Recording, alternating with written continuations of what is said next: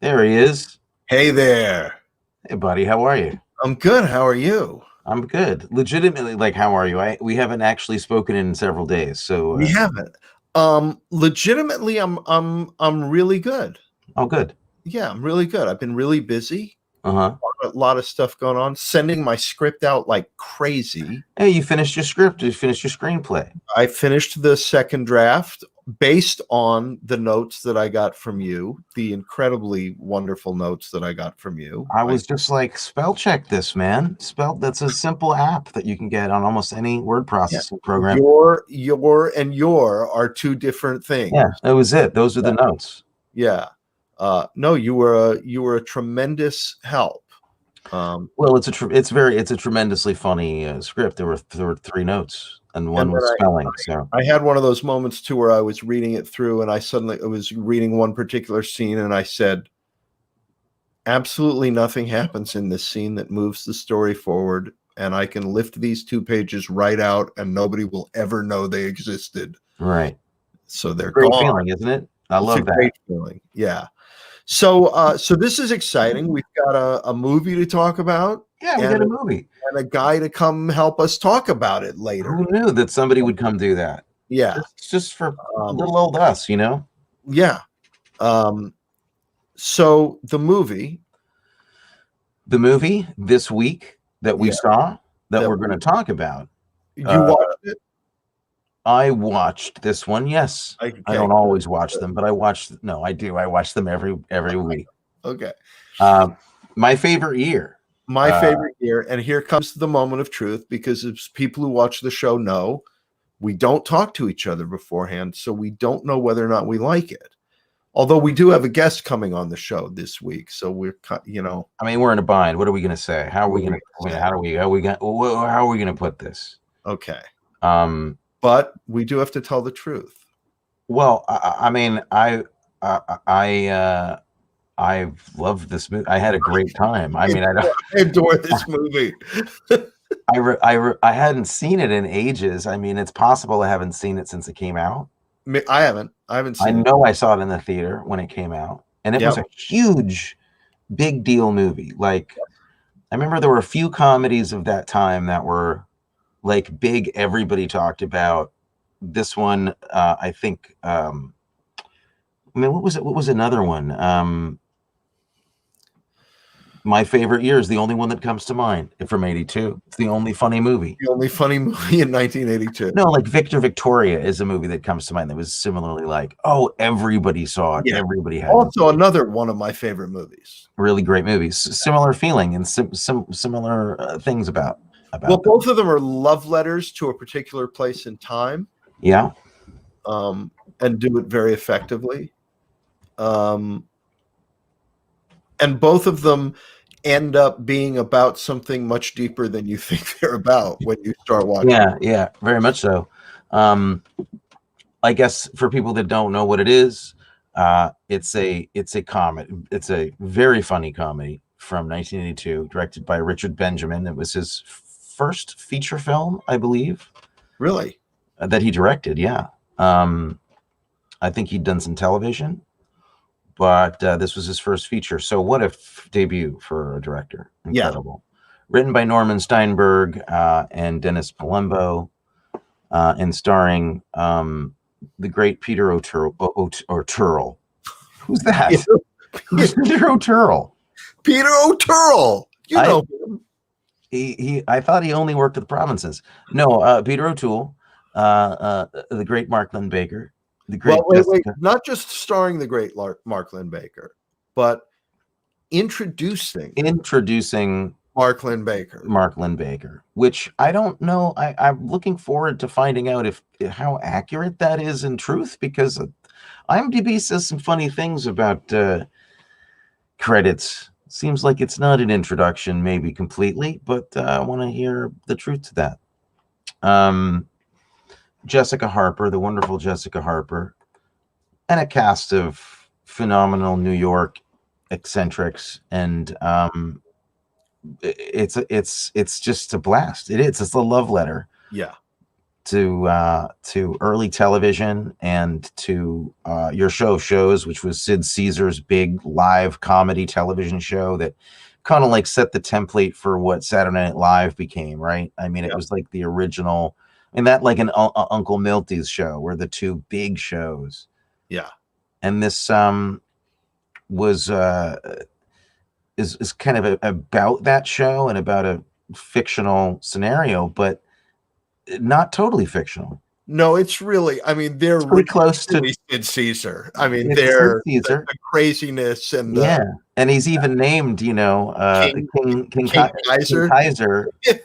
And Sid Caesar is king as well, because Sid is king in Spanish, I think, or whatever. Anyway, it's that. And Mel Brooks it is kind of in this movie, not named Mel Brooks, but he is definitely, you feel like, the main character. And then I think there are other people playing. I mean, if I knew more about your show of shows, and I'm ashamed to say I'm not an aficionado of it, I should be much more well-versed, but there's got to be 1,000 in-jokes in this movie that people of that generation would get that I wouldn't. I think it's also a little Neil Simon too. I think the main character is Neil Simon because he's that would make sense. Yeah, almost idea. Well, we'll talk about it more when our guest comes on, because there's some interesting. Our guest may have some things to say. I bet he will have some things to say. What do we need to talk about before we bring the guest on? Because, you know, there's some other actors in the, I mean, for a couple of actors who I want to mention. Okay. Adolph Green and his 2 sets of teeth. Oh my God, the clean those teeth are newer than the tie. Like they are sparkling. Yeah. And bigger than, like, his didn't come in and they were like, well, we got this other set. Yeah. I had like a bigger mouth than you like do. A box of chiclets. Yeah. Very handsome though. But he's spectacular in the movie. And then, oh my God, Lou Jacoby. I just need to, let's have a moment of silence. Let's everybody silent for just a moment. Lou Jacoby. Lou Jacoby. I almost get choked up just thinking about him and about his work and everything he did. But this may be the golden Jacoby. Yeah, the golden Jacoby. It's pretty insane. And then somebody who I think may be unappreciated in this movie, but is Tony DiBenedetto. I was going to say he's on my list of people who bring heart to this movie in a way that's just, it brings a tear to your eye. It really does. Broke my heart. And actually is sort of ends up being, in a way, along with Mark, the moral center of the movie. Quite literally. Yeah. That makes it, because in fact, more than Mark's, because Mark is really only doing this initially or Mark's character is only doing this seemingly initially because it's his job. Like, he's got to do this or he's going to get fired. So the chauffeur, Tony DiBenedetto, just does what he does because it's the right thing. And what's interesting in terms of the story is that Swan can deal with rejection from everybody in the world, but it's the rejection of the guy who is the absolute lowest on the totem pole, the chauffeur, that turns him around, which is a really interesting way of structuring that his bottom is when the guy on the bottom says, you're not worth my time anymore. Right. And arguably the other catalyst would be you know, the mom character would be it's Lainie Kazan, right? Oh, yeah. Who kind of tells him at dinner, like, and this is a hysterical speech she has to him at dinner about, you know, what he's got to do to be happy, and that what he's missing is family. And she's this, you know, matron of this Jewish household in Brooklyn, and he's kind of like in this apartment you'd never see this guy in, this swashbuckling, you know, action hero. And here's this woman telling him that he needs a family and needs to settle down, and it hits him hard. Yeah. It's really powerful. The scene is hysterical and painful at the same time. It really is like the best comedy. It manages to do both those things, and I gotta, I mean, the cast is responsible, but Richard Benjamin pulled this tone together so beautifully. He really did. Couple of really interesting things. Well, on the list of things you can't say in the industry anymore, ever, to anybody. This was just a long list. Yeah. But do you know the moment in the movie I'm talking about? When the cigarette girl goes walking by? Oh, yeah. And Bill Macy, who's also he's on my list too. Extremely good in this movie. So fantastic. Says to the young woman, who's basically a cigarette box with legs, like for the dancing cigarette box commercial, says, yeah, "Hey kid, when you gonna let me get in your box?" And I just went, probably in 1982, I laughed. I'm sure I laughed in 1982, and watching this movie now, I went, oh. Somebody's going to HR. Oh, yeah. But really interesting bit of trivia. That woman in the cigarette box has a credit in the movie. And do you know who she is? No, I don't. Her name is Lana Clarkson. And she was murdered by Phil Spector. Weird. Oh, no. Oh God, that's very, very weird. So that actress who had that interchange, who she's in the cigarette box, and then you see her one other time in the movie at the end when he freaks out and he goes into his dressing room when Peter. Right. Yeah, she's lying on his couch. Yeah, she's lying on his couch. What a weird, awful anecdote. Jeez. Strange, and that's a dark story. Wow. Hopefully the only dark story. The movie is very funny, so I wanted to, darken things up a little bit. Definitely to even out the. Yeah, I understand. You got a show to produce. I understand. Yeah, I mean, of the. I want to wait to talk about some of the more, important moments with our guest, but I mean, that whole night on the town sequence is just heaven. It's just heaven.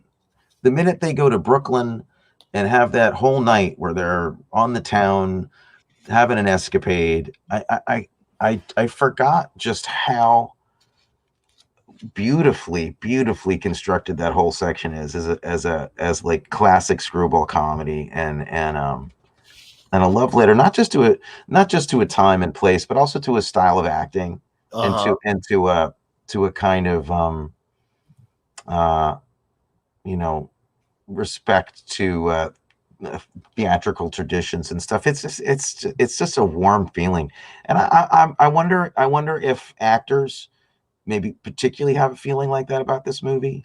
I mean, I doubt it, but I wonder if this film plays particularly in the feels for people in the business. I wonder. I felt that way watching it. I missed. I obviously never did live TV.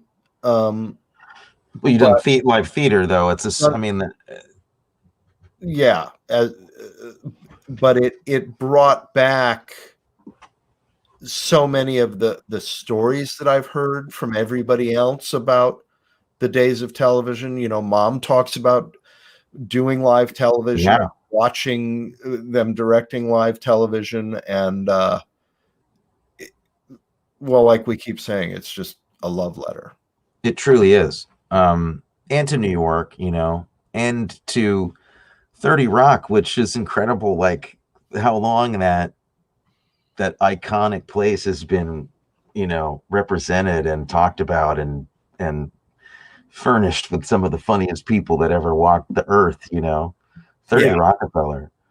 I'd forgotten that. I mean, is that in fact where shows was done? I mean, the movie implies that. I never actually Yeah.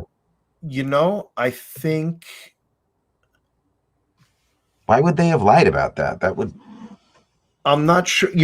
Our guest will know that because we did Laughter on the 23rd Floor together, which was about writing on that show. So they're about the same. It's basically the same story almost. It's the same. It's the same show. It's the same writer's room. And Sid Caesar is King Kaiser in this, and in Laughter on the 23rd Floor, he's Max Prince. Okay, and obviously there's a Benji Stone character in it. I was the Benji. You were Benji Stone. Okay, I was the Neil Simon, the newest writer on the show, and in terms of the first line of this movie. 1954, you don't get years like that anymore. It was my favorite year. The first line of Laughter on the 23rd Floor was my character looking at the audience and saying, there was no, I guess this is what I've dreamed of my whole life. There was no show in television. In 1953, there was no show in television like the Max Prince show. So it's almost the same beginning. Crazy. It's like the Marvel universe of comedy. Yeah, it's like in this incredibly Byzantine, interesting labyrinth. That's a lot too many words, but you get the drift. Favorite lines, favorite moments. It's so full of stuff. The script is really remarkable. I mean, I couldn't tell you what my favorite scene is. It's somewhere between the proposal scene in the ladies' room, which is just a masterpiece of comedy to me, and the Brooklyn, the dinner in Brooklyn. I just can't. All of it, every moment of those scenes is just. It's almost too good to believe. And as far as favorite lines, it's definitely for me. It's Mark's speech at the end to him. I mean, I was not expecting to get really moved at the end of this movie. I really wasn't, And his speech about, to me, you were, Peter O'Toole saying, "I'm not that guy. I'm not brave enough to go out on live television," and he's having this nervous breakdown. And Mark Linn-Baker plays this moment so well and so earnestly, and he drops even trying to convince him, which is what I love about it. He just kind of speaks completely from his heart, and there's so much subtext in it because you hear people talking about Swan, this character, this swashbuckling movie star, and how much of an impact he's had on generations of people. And that Benji feels that way about him, but the extent of it is he saves until the end. Yeah. And it really encapsulated a lot of things that I still love in a very, I guess, childish or childlike way about the movies, but I still believe, and that speech is a killer. Well, that theme, it reminds me thematically a little bit of another one of my favorite movies, Sullivan's Travels. Yeah. And the idea that the movie is about, in some ways, the movie is about, in Sullivan's Travels, it's the public they're talking about. In this movie, Benji says it, this thing of what we need from the movies and what the movies, even when they're just fantasy, what they give us and how they support us. And I think we're really seeing that right now during this horrible time. Yeah. Seeing how, what connects us so much is some of these amazing stories that we're binge watching and that are giving us hope during this very dark time. And that line that Benji has where he says, "Don't tell me that this is you life size.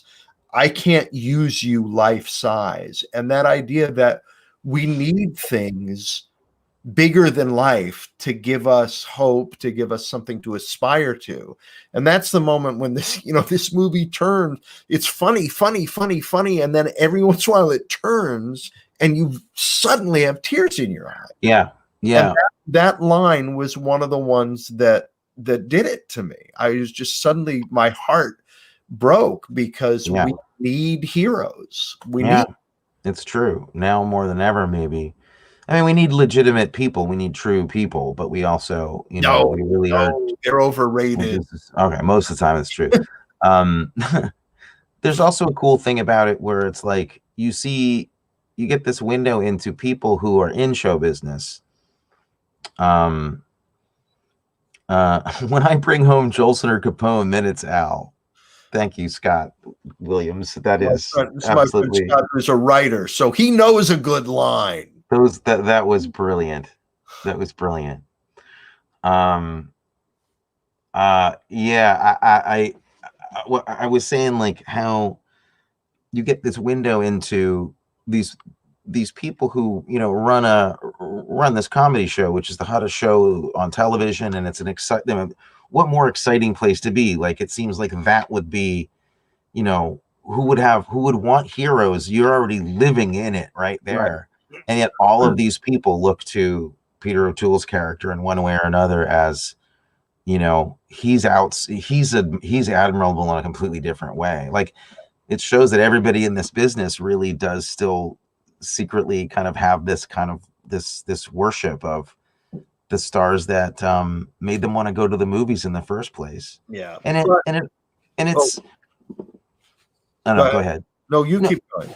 It's like Sullivan's Travels, the beauty of it is in the silliness. I mean, it's heartfelt, but nobody's pushing that. It's not saccharine or melodramatic. Right. The beauty of it is really in laughing for, an hour and a half. And that right now during this time has been as important as anything to me is the ability to, have a show or a movie or a comedian, help me laugh at myself, help me, laugh to release some tension or stress, help me to laugh, even if it's like, it's been gallows laughter a couple times lately. You need it. And I love films that honor that. But while we're talking about heroes, since we're talking about heroes, I want to talk about a hero of mine, actually, and introduce him. Oh, here. You're talking about our guest. Our guest, a big hero of mine. I've had the privilege of working with him a couple of times. My first job on Broadway was understudying him. No kidding. Wow. In Laughter on the 23rd Floor. Not the role I ended up playing, but the first role that I understudied in the show was him. So I was watching him like a hawk night after night after night, praying that he would break a leg or sprain an ankle or something. He didn't. He didn't. He was totally thoughtless of him. He's completely thoughtless. Yeah. But then later I had the opportunity to appear with him playing brothers in another Broadway show, which was a great privilege. So I want to introduce the incredible, the talented, personal friend of mine, the inevitable Mark Linn-Baker. Welcome to the show. Mark. Oh, Jesus, Mark. Maybe he didn't get the email. What's going on here? Hey, sorry. Hi, there you are. What's the matter with you? It's great to be a guest on this show, even in the middle of the night like this. We did. Hello, fellas. We're very honored. We're very honored that you take time out of your busy nap schedule to join us here. Happy to be here. And you shut the door to the bathroom. So yes, it's all good. Hey there. So I'm very happy to hear that this was a movie that you liked. Yeah, you and me both, because if we don't and we have a guest, it goes badly. Yeah. We've had Jim Murtaugh on here, and it's been terrible. Lie about things. No. So truly, introducing Mark Linn-Baker, was it introducing, or was this? Yeah, I guess so. I think at that point, I had done a small part in a independent film that never appeared anywhere. And other than that, it certainly was the first significant film role that you had never starred in a movie opposite a legend before. No. Well, I'm not, it's not like I'm stalking you online or anything, Mark. But there's a little film called Manhattan that you seem to have a credit in. Well, yes, Woody Allen's Manhattan.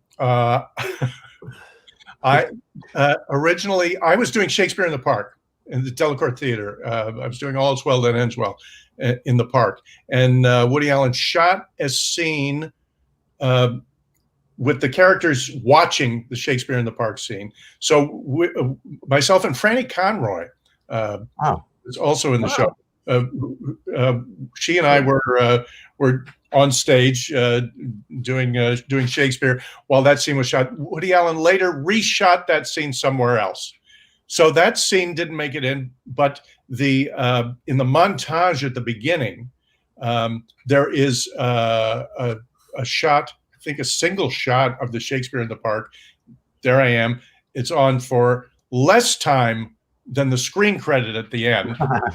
I'm looking for that later. Yes, that's my job tonight. And look at the end, because the credit at the end says Shakespearean actor ... It should say Mark Linn-Baker, but they misspelled my first name, and it's Mary. Mary Linn-Baker. That is my first screen credit. Yeah. So it's true. That's somebody I'd like to work with. Mary. Yeah, exactly. I hear she's very good. So I guess the introducing is when I finally use my real name. I got you. Well, technically, they're accurate. IMDb is completely, they're throwing a monkey wrench at this. But this is, I'm glad to clear this up.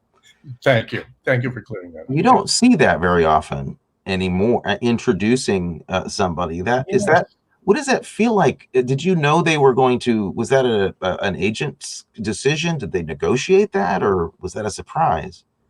It was a surprise. I don't think I was in a position at that point, or neither was my agent, to negotiate anything. Right. Beyond, just saying thank you. So did you get surprised when you went to see the movie and saw that that's how it was credited? Because that would be like. I don't remember whether that was a surprise or not. All right. I think there were, just seeing a major motion picture with myself appearing there was the shock. That's what I remember. It'd be a lot of responsibility to feel like introducing for wow. And were you just when you got this and found out that you were going to be working with Peter O'Toole in really what in a lot of ways is a two-hander, for a lot of it, and a lot of your work with him is two-hander stuff. Were you just freaking out? I was fortunately, I was 28 years old. Oh, so you thought you could do everything? I was too young to know how scared I should have been. Yes, I had that, the insane confidence of youth. Right. Which if you're going to be an actor, you have to develop insane confidence somewhere along the line. I had that the insane confidence of youth going for me at that time. Right. Okay. Yeah. I just thought, working with Peter O'Toole, my God, how great is that? I get to cross swords with him. That's right. I'll teach him a thing or two. Wow. Yeah. And he was, the relationship that was on screen was pretty close to, he was very kind to me. He was very generous. He took me under his wing. What little I know about film acting, I learned watching him and listening to him and taking his advice. Wow. Well, what would have been really great is if at the table read, at the first table read, if the producers had taken you aside and said, "Hey, listen, Peter really has, he goes a little nuts and he's got a drinking problem and you're working with him a lot and we need you to look after him." So if that would have been really great. That's a little too method for me, but it would have been, yeah. All right. Okay. I'm so glad to hear you say, I mean, not that I've heard otherwise, but that he was kind to you and that it was a good experience. Yeah. There's something about hearing that about people who you admired for years that you're just like, oh, thank God, he's okay. Like he's a good guy. Yeah, and I'll tell you, he and Richard Burton and a couple of the other English actors who have the reputation for being wastrels. Although they did spend their time, drinking and doing damage. They also, I have never seen anyone as well prepared for the work, right, than O'Toole. He knew that script inside out, and was ready from the first table read on. Wow. Yeah. Wow. Had you had any background in physical comedy training and clowning or? Yes, I hate to admit it, but I trained as a mime for for years. It has been great having you on the show.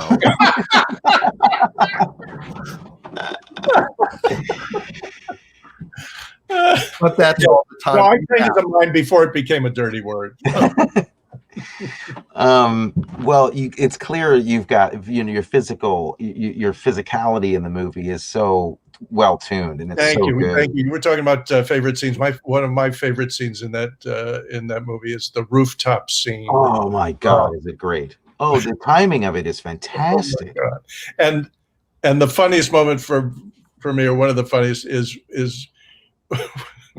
O'Toole intent on making the descent down the side of the building and wraps himself in the fire hose and is up on the parapet and just goes over backwards. It's hysterical. It's shocking and hysterical. There are like 4 or 5 shots of him. They keep cutting to him dangling down there in this process shot, right? It's just him against the green screen. Yes. And it's not with a cigarette. And every time they cut to him, he's doing some other crazy position in this harness. Mm-hmm. So fantastic. Yeah. I wasn't, the way that he moved and the way that he was also able to clown and kind of do some of that stuff I was surprised at. I don't know why, because obviously he could sword fight and do all kinds of stuff, but him using those powers for the ridiculous was really something to watch as well. Yeah.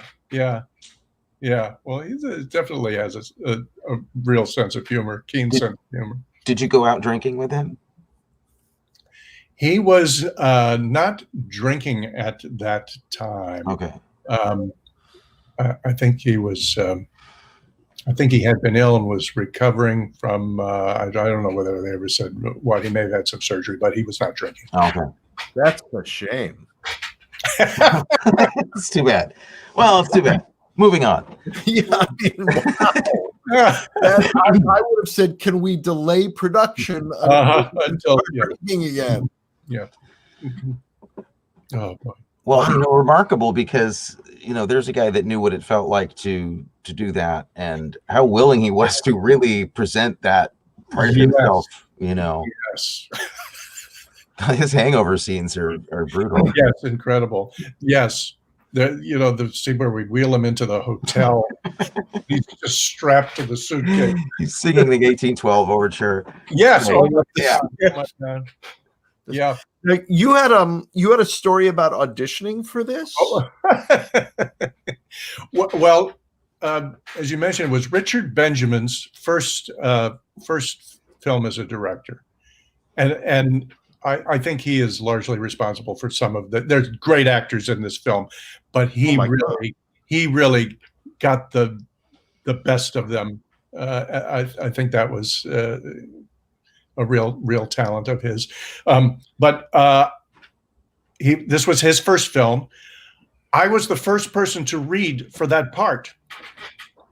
I came in and read for Richard Benjamin, and as I heard years later, he thought his thought was, well, I can't cast the first person who reads.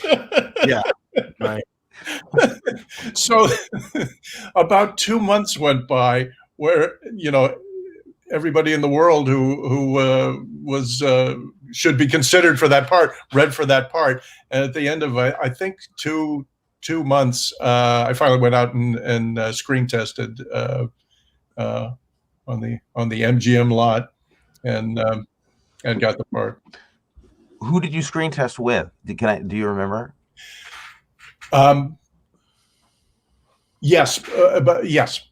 But did not get the part. Okay, I got you. Yeah. There's a scene in the film where you teach Jessica Harper how to tell a joke.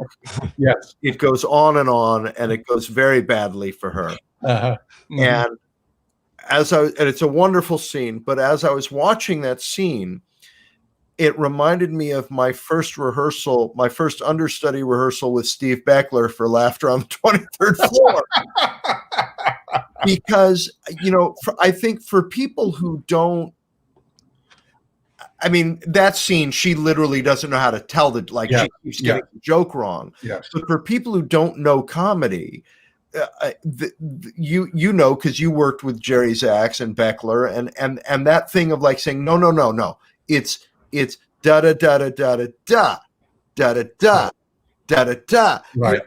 And that sort of precision with how, and that thing, especially with Neil Simon, there's stuff in Neil Simon's that you don't even know is funny till you get out there and you say it the way he wrote it, and it gets a big laugh. Right. Not sure why, but he knows why. He knows why. Yeah. The longest performance I ever gave was in a Jerry Zaks audition. Yeah.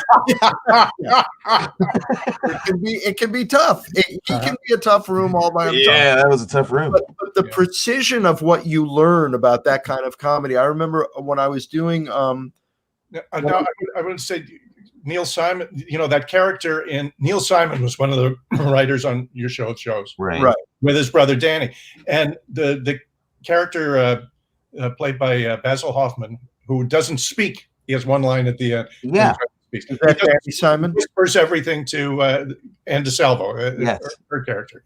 Well, evidently that was what the brothers, the Simon brothers, Neil and his brother Danny. Neil was too shy. He didn't say anything. He whispered everything to Danny, and Danny would say the. That is great. That moment where he finally speaks at the end triggered me. That was I remember laughing so hard at that when I first saw it in the theater. There were so many moments that were smells I hadn't smelled in a while, and it was I remember laughing for 10 minutes at some of these moments the first time I saw it. He's in the booth with the director of the live show. He's calling this guy. That director is played by Norman Steinberg, who wrote the. Oh, really? Okay. Wow. Okay. Yep. You know the woman who Peter O'Toole dances with at the Stort Club? Yes, was a contract player for MGM and the star of Titanic. She plays the. No kidding. Oh my God! See, I knew it. There had to be so many amazing little hidden things in this movie. If you knew, Selma Diamond playing wardrobe mistress. Oh my God, she's fantastic. Oh my God. Oh, but that woman in the Stort Club also opposite Claude Rains in The Invisible Man. Oh, very good. Stop it. Very good. Yep. All right. That's my other job tonight is to look up the veracity of Mark's. But Selma Diamond as Lil was It's amazing. Yeah. Incredible. Yeah, I have her down there. Yeah. She actually wrote the ironing board and the cigarette dangling. It's Penny Davis. That was Penny Davis, right? I have a question. I read that, Mark, there was a different ending to this originally, but I don't know if they shot that or was that just in the script? Yes, we did. It was It was like years later in visiting the grave. Yeah, and it was a gravesite thing, and you poured whiskey on it or something. Yeah. Okay. Yeah. I gotta say, I'm glad they didn't use it because it didn't. No, it kind of implied in a way anyway, because your character's remembering this, and so you want to leave it. It ends on that up note. Yeah, and it still has that. It doesn't say that the guy's perfect now. No, because they have this moment. Also because it's a memory play, it feels like your character's remembering this after he's died anyway. Yes. So yeah. Anyway, I was really the line is that at this moment right here. That's how I like to remember. That's how I remember. Yeah. Lou Jacoby. What was I? Born in Minsk, Pinsk. I know my way around.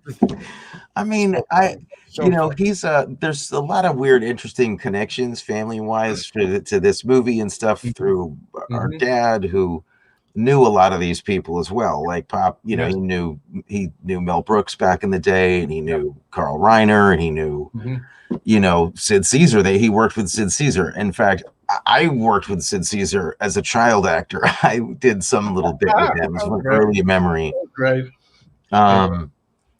But Lou Jacoby was somebody that was kind of like my dad worked with. He directed him a couple times. He's in Little Murders. He directed him in the Sunshine Boys, the original. The first, okay. Boys. Oh, no kidding.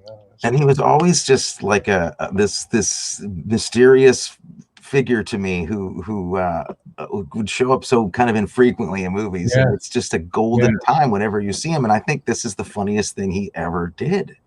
He's memorable in just as like a one scene in Arthur.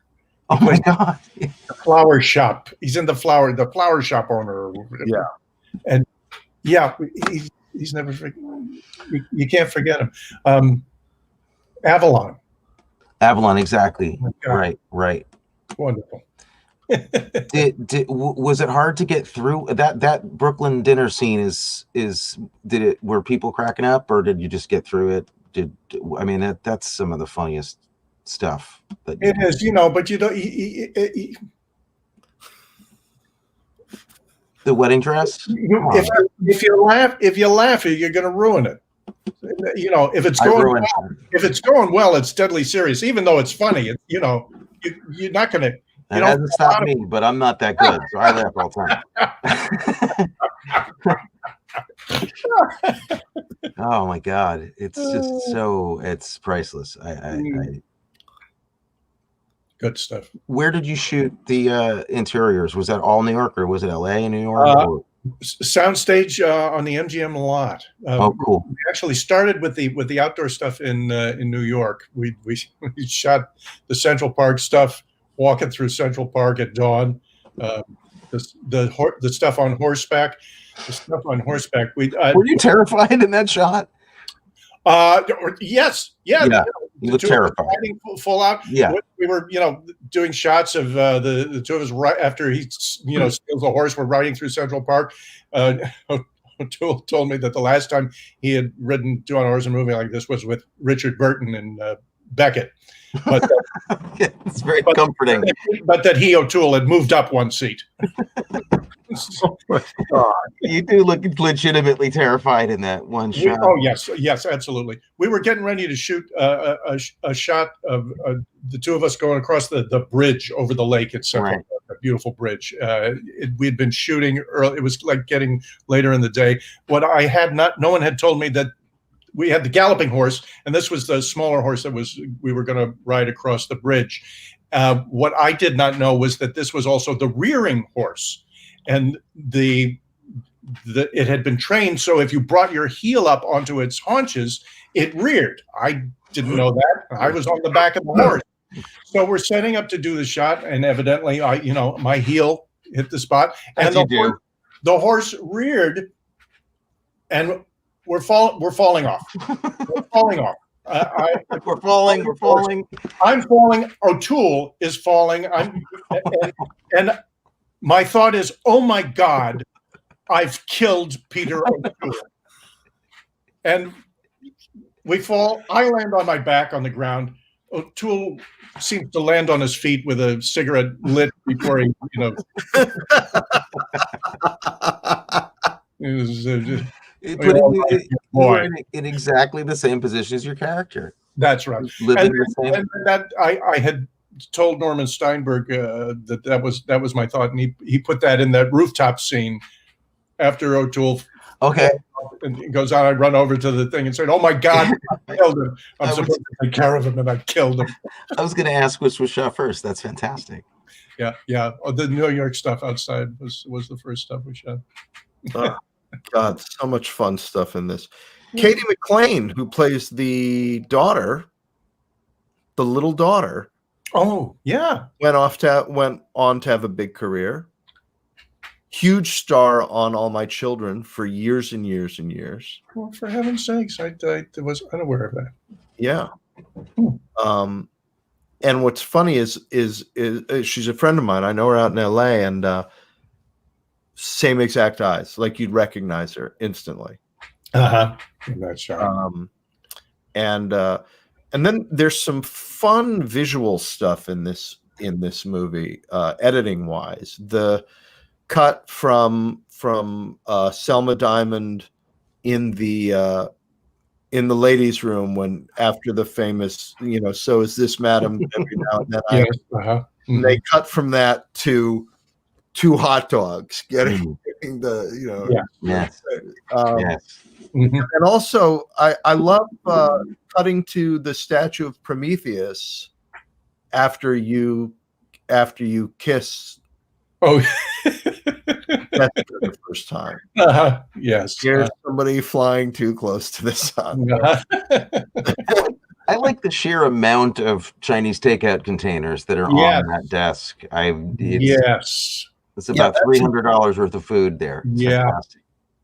Yeah, that was a lesson in film craft for me. My wife said you ate a lot of dumplings in that scene, didn't you? Yes, that was a mistake. Man, you were chowing down on them. I could see, and yes, I thought, well, I like dumplings. Sure, why not? I don't mind. I'll just eat them. And after you do all the coverage, you do the wide shot, you do a few of those, then come in, do some coverage, medium coverage, you do some close up. By then I've had 23 dumplings that exactly. I made that mistake with a jelly donut once. I had to. And speaking of the dinner scene, I should have learned. The dinner scene, O'Toole is, everybody's got plates of food. I think they chopped up.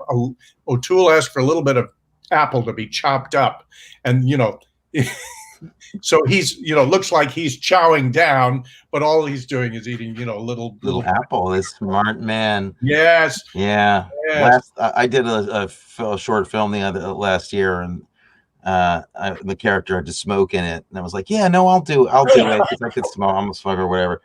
And what a bad choice! Oh my God, that'll cure you of smoking. That'll just cure you of eating dumplings. It'll cure you of smoking. Yeah, for a while.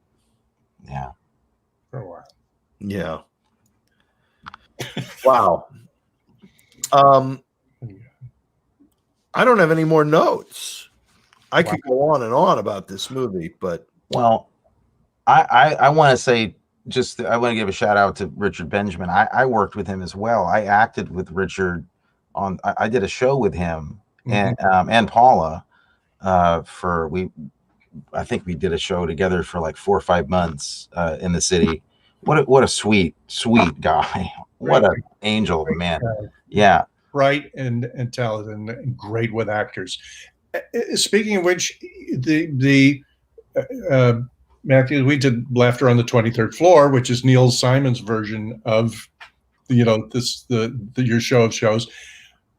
We did Showtime did a movie version of it, directed by Richard Benjamin. No, really? Yes. Yeah. When was that? Like the year after. Okay. A year after we did the Broadway run, and I'm bad with years. I know there's this year, and then You there's. didn't hire us is the problem. Well, it was myself and Nathan. Nathan did it. Oh, and you were in it. Yeah, you were in the movie. Huh? Cool. I have a question. Did you? I wasn't. No, you weren't. I was. It's a long list of things you weren't I'm in. sorry. I'm sorry, but I said if Matthew's doing this, I forget it. Yeah. Now you know what a wonderful experience it is. I when I came onto the show understudying Mark, is my first, like, it felt like such a big break. And playing the role of Val, who is the Russian writer. Mm-hmm. And I'm working really, really, really hard on my accent. And Mark and I didn't know each other, but I was introduced to him as the new Vacation cover, the lowest job in the business. And I cornered him in the downstairs at the Gershwin Theater one evening and said, "Excuse me, Mr. Linn-Baker." No, it's the last time I've called that. Yeah. I said, could you give me any advice on any source material that you used for the accent? And without missing a beat, Mark says, "Boris and Natasha." And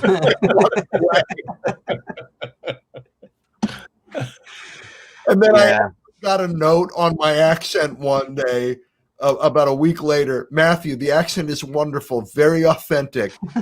Less authentic, more funny." That's the note I got. More funny than Boris and Natasha. Yeah. We'll work on that. Yeah, let me see if I can do that. I have a feeling like half the accents that you hear, we're just winging it. You can study that stuff, and you're just hoping for the best. Yeah, really. Yeah. I played a Greek guy on The Americans for 6 years, and full disclosure, I auditioned for that part overnight. Like I had to get ready the next day. I had no accent. I made something up completely, and they were like, "It's perfect. Go with that." I had to maintain the same ridiculous accent for 6 years because it's how it started. He couldn't get better at it, right? You know the best accent on television right now, I think, if you watched Barry. The show about the hitman actor. Yeah. I haven't seen that one, but I've seen previews for it. There's a guy, and I'm ashamed that I don't know his name, who plays a member of the Serbian mob. That is just the funniest. He's probably using Tony's accent from. I think he is. Yeah.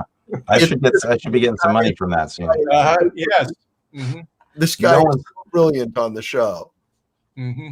And the accent every time. You don't know his name?